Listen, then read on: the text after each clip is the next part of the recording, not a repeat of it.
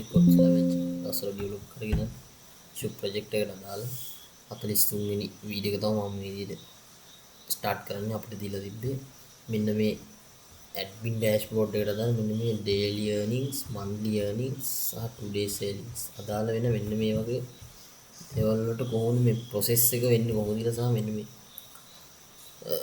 අද දවසේ විකුණපු product එක මොකක්ද මෙන්න මේ විදිහට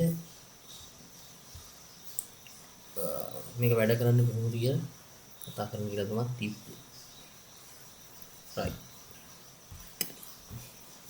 මේකෙදි මෙන්න මම එනවා මේකෙදි මගේ admin panel.php ෆයිල් එකට උඩින්ම include කරන් තියෙනවා session එක එක්කම ඊට පස්සේ connection.php ෆයිල් if එකක් එක්ක use කරන් ඉන්නවා if else එකක් ඒක ඇතුලේ condition එක දුන්න උඩ set එක තියෙන $session කියලා session එක include කරන් තියෙනවා. ඊට පස්සේ මෙන්න මේ කොටසට එද්දි මෙන්න මේ div එක daily earnings කියන එකටදී php tag එකක් open කරලා මම විදිහට අපේ අර තියෙනවනේ දවස් ගානයි අවුරුද්දයි මාස ගානයි වෙන වෙන කොටස් ගාන අන්න මේකට දැම්මම today කියලා variable එකක් දාලා date කියලා හදලා ඒකට දැම්මා අවුරුද්දයි මාසෙයි දවසයි කියන ඔන්න ඔය concept this month කියන එක දැම්මා date m කියලා මේ මාසේ this year කියන එක දැම්මා date year කියලා මේ වගේ values 0 කරලා ඔක්කොම a b c f කියලා හදලා තියෙනවා. ඊට පස්සේ invoice result කියලා මම මේ විදිහට මෙතන හදාගෙන තියෙනවා variable එකක් අපේ database එකේ set එක. මේකෙන් වෙන්නේ නැත්නම් අපේ date එක calculation වෙන එක සහ date එක auto increment වෙන එක. auto increment කියන කතාව අපේ date දවස නැත්නම් අපේ දිනේ කොහොමද මේකෙදි මේවා වෙන්නේ කියන එක තමයි මේ පැහැදිලි කරන්නේ මම. ඊපස්සේ invoice result වලට ගියාම database එකේ search එකක් තියෙන invoice table එකේ invoice number එකට අදාළ number rows ටික include කරනවා. ඊට පස්සේ මෙන්න මේ for loop එක ඇතුලේ අපි total quantity එකේ display වෙන්න ඕනේ දවස ඊට පස්සේ split data ටික සහ ඔය ආදී කාරණා ටික මෙතන include. ඊට පස්සේ මෙන්න if එක ඇතුලේ right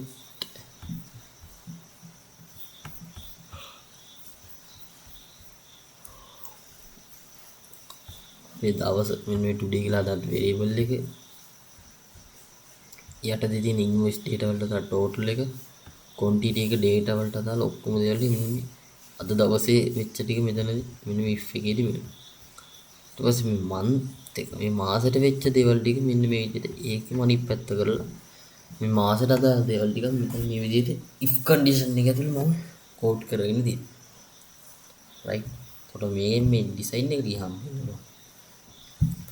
අද දවසේ මම විකුණපු අද දවසේ කොච්චර විකිණලා දෙන රුපියල් 7000ක් විකුණලාද මාසික වන මෙන්න 17788 මාසික විකිණලා දින 21 items total selling සුත් තියෙනවා 21ක් අද දවසට items දෙකක් විකිණලා දින මෙතන මේක එකක් 4,50,000 ලක්ෂ 9කට දීලා දෙනවා right only free එකක් යටතේ අවුරුද්දට වෙන දේවල් ටික මේ විදිහට මෙතන කෝඩ් කරගෙන ඉඳන් උඩ විදිහමයි තියෙන්නේ. කිසි වෙනසක් කරලා නැහැ. අර variable ටික මාරු කරලා තියෙනවා විතරයි. equal plus ටික විතර. right ඊට පස්සේ if condition ඇතුලේ ඔක්කොම ටික දාලා ඉවරලා මෙන්න මේ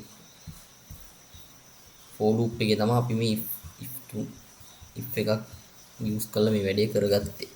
මේ format එක ඇවිල්ලා අපේ date type format එක තමයි මෙතන උඩ කෝඩ් කරලා.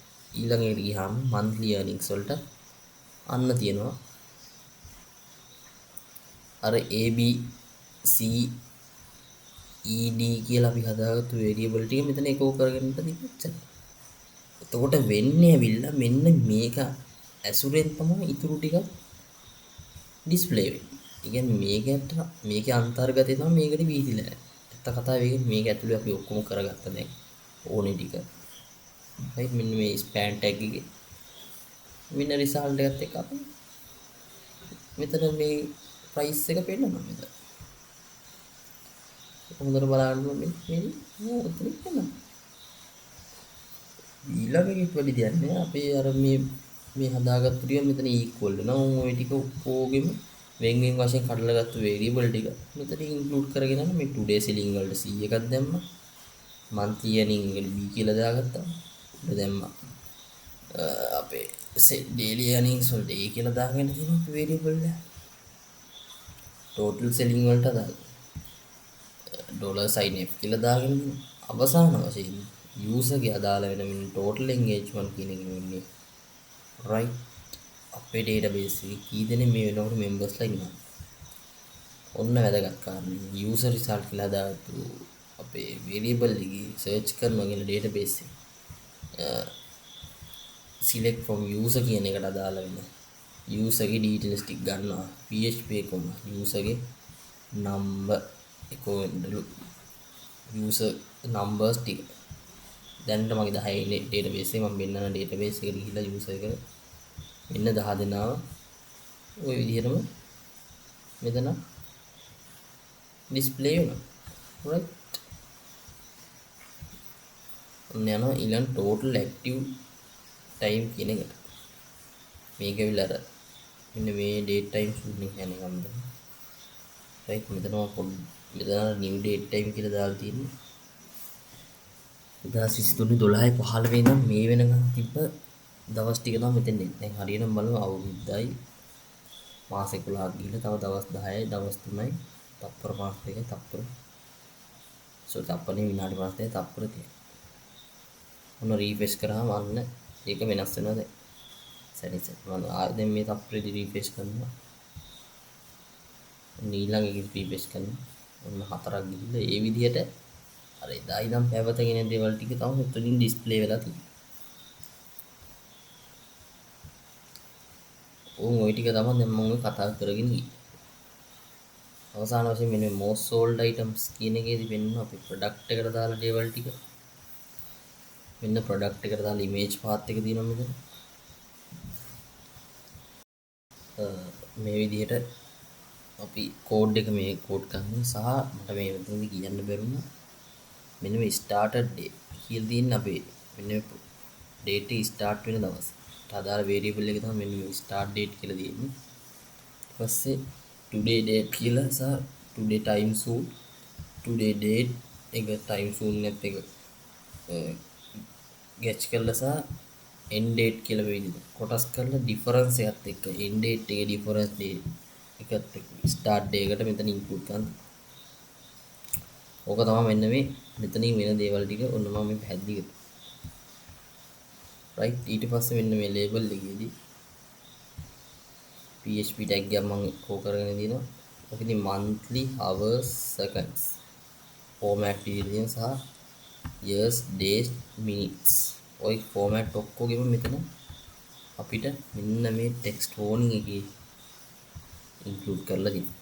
කියන්නේ පැයද විනාඩිද තත්පරද මාසද අවුරුද්ද හැම දෙයකින්ම තියෙනවා. මේක තමයි ඔතන ඉතින් සරලම ගියා.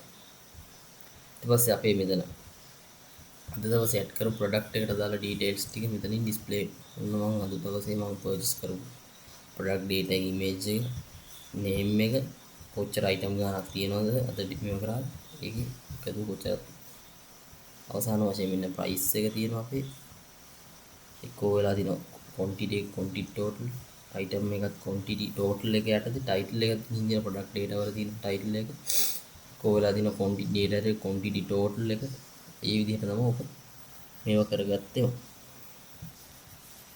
right ඉතින් මම හිතනවා දැන් මේකේ මෙන්න මේ image path එකට දාලා කොටස මෙහෙම මම ඉවර කරා. right ඔන්න ඔය විදිහට තමයි කරේ. දැන් මේ උඩ පොඩි තරම් මිස් වුණා. මෙන්න මේ එකෝ කරගත්තු තැන් ටිකෙන් වෙන්නේ නැත්තම අපිට ඒ ඩියුටි එකට දාලා වෙන වෙනම අපි variable මෙතනින් create කරගත්තා. ඒක තමයි ඔය ඇත්තම කතාව. අපිට ලේසි වෙන්න වෙන වෙනම අපිට data access කරන්න පුළුවන් විදිහ සහ data display කරගන්න පුළුවන් විදිහ තමයි ඉන්නේ අපි include කරගත්තේ ඒ විදිහට. මෙන්න මේ engagement දාලා දේවල්. මේ දින අද මම sell කරපු product එක. දැන් refresh කරද්දි බලන්න මෙතන වෙනස් වෙනවා සැරින් සැරේ. year date එකට දාලා කොටස. most sold items ටික යනවා. ඊට පස්සේ මෙතන යූසර්ගේ ලාස්ට් නේම් එකයි ෆස්ට් නේම් එකයි පෙන්නනවා. මේ අර ප්‍රොෆයිල් ඉමේජ් එක මේ මෙතනදී right අන්න ඒක most famous seller එකකට මට තමයි වෙලා තිබුණේ. මගේ තමයි හොඳටම performance පෙන්නනවා. මම email එකද first name එක ඔක්කොම එක වුණා මෙතන. right ඊට පස්සේ මේ profile එකේ path එක යනවා මෙතනින්. profile එකේ data ටික product data ටික use email එකට use email එකෙන් product data ටික ගන්නවා. ඔක්කොම මෙතන search වීමක් තමයි මේ profile result කියන variable එකකින් අල්ලගෙන දිනවා. ඊට පස්සේ profile data එක ඇරදී profile result කියන එක මෙතන include කරන user result එක 1 සහ user data 1 කියන variable එකේ user result 1 කියන එක මෙතනින් equal කරගෙන ඉන්නේ. right මේ ඉතින් product එකට අදාළ කොටස මෙන්න මේ කොටස. නොයි ටික තමයි මේ විදිහ පැහැදිලි කරගන්න පුළුවන්. මම හිතනවා මම මේ කරපු දෙකනේ පැහැදිලි නැති කියලා මම කරේ අපේ web board gaming series එකේ issue project එකට අදාළ 42 වෙනි වීඩියෝ එක මම මේ කරේ. අපිට මේක කරන් දෙන්නේ මෙන්න මේ admin dashboard එකේ තිබ්බ මෙන්න මේ